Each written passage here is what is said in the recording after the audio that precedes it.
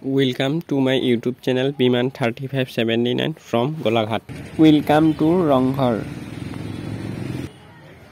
Tikotor mূল্য per person 25 টকা. Ronghoror instructure. সৰ্বপ্ৰথমে স্বৰ্গদেউ ৰুদ্ৰসিংহই ৰংঘৰখন বাঁহ আৰু কাঠেৰে নিৰ্মাণ কৰিছিল আৰু পাছলৈ প্ৰমথ সিংহই ইটাৰে নিৰ্মাণ কৰা বুলি জনা যায়। আহোমসকলৰ ৰাজত্ব কালছোৱাত এছিয়াৰ প্ৰথমটো পেভিলিয়ন হিচাপে আখ্যা পোৱা ৰংঘৰ। এই ৰংঘৰটো হৈছে অৰিজিনেল ৰংঘৰ।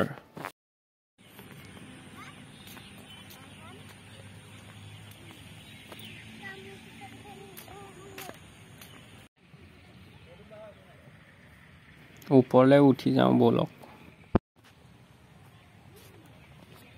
ৰংঘৰ বিশেষকৈ বৰালি মাছ, বৰা চাউল, হাঁহ কণী, মাটিমাহ অন্যান্য কিছুমান বস্তুৰ সংমিশ্ৰণক বিশেষভাৱে চিমেণ্ট প্ৰস্তুত কৰাৰ লগতে মাটিৰে তৈয়াৰী ইটাৰ দ্বাৰা নিৰ্মাণ কৰা হৈছিল।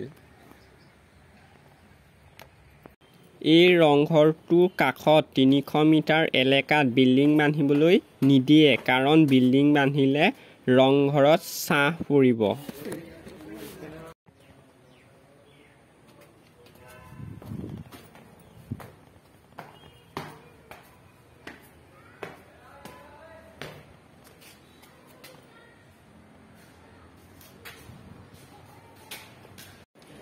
বিশেষকৈ ৰঙালী বিহুৰ সময়ত অনুষ্ঠিত হোৱা ম'হ যুঁজ, শেন যুঁজ আদি বিভিন্ন ধৰণৰ খেলসমূহ ৰংঘৰৰ বাকৰিত বহি আহোম সাম্ৰাজ্যৰ কালছোৱাত ৰজা মহাৰজাসকলে ইয়াত বহি খেলসমূহ উপভোগ কৰিছিল।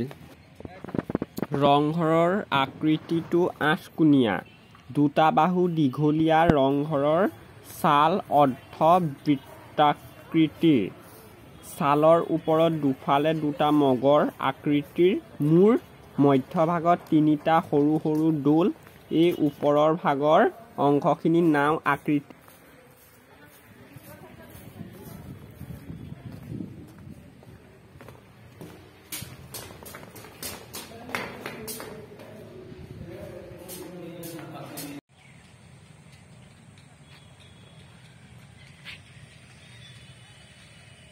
চেনেলটোলৈ নতুনকৈ আহিছে যদি ছাবস্ক্ৰাইব কৰি ল'ব আৰু ভিডিঅ'টো ভাল লাগিলে লাইক, কমেণ্ট, শ্বেয়াৰ কৰিবলৈ নাপাহৰিব।